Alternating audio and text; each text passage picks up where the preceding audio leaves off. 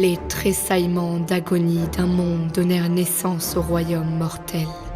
La magie se mêla au terrible pouvoir de la création, et de nouvelles terres naquirent, chacune abritant des dieux et des hommes. Dans son arrogance, Sigmar s'en empara.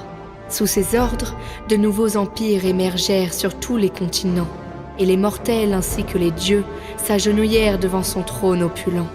Pendant quelque temps, le dieu roi crut que ses ennemis, les dieux du chaos, avaient enfin été vaincus. Mais tant qu'une part de ténèbres habitera le cœur des mortels, ces êtres primordiaux perdureront et leur influence se répandra lentement sur les terres.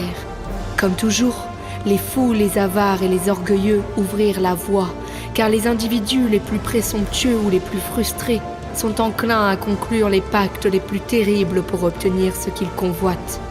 Les créatures abominables qu'ils supplièrent ouvrirent des failles si grandes dans la réalité que l'anarchie et la haine engloutirent des civilisations entières.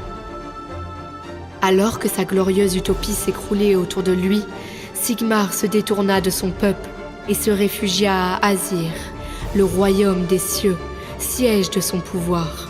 Ce faisant, il condamna à un sort pire que la mort les mortels qui l'abandonnaient. Les faibles furent massacrés, torturés ou réduits en esclavage. Les forts acceptèrent les présents des dieux sombres et se libérèrent du joug de l'ordre. Alors que les royaumes mortels entraient dans une ère de ténèbres, ces guerriers constatèrent que leur nouveau maître ne les abandonnait pas, contrairement à Sigmar. Mieux encore, ils offraient un pouvoir illimité aux individus, assez déterminés pour s'en emparer. Depuis, des siècles se sont écoulés. Et récemment, un hoste séraphique du dieu roi est venu contester aux puissances de la ruine les terres perdues au cours de l'âge du chaos. Ces nouveaux venus proclament que l'âge de Sigmar est arrivé, que les serviteurs des dieux sombres seront passés au fil de l'épée et que leur mal sera banni à jamais.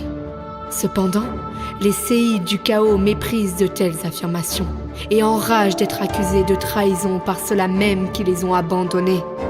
Galvanisés par des pouvoirs abominables et marchant aux côtés de légions de démons, ils portent le fer au laquais du dieu roi. Sigmar n'a que des mensonges et des ambitions déçues à offrir. Ce n'est que par la vénération des dieux sombres qu'un mortel peut atteindre l'apothéose.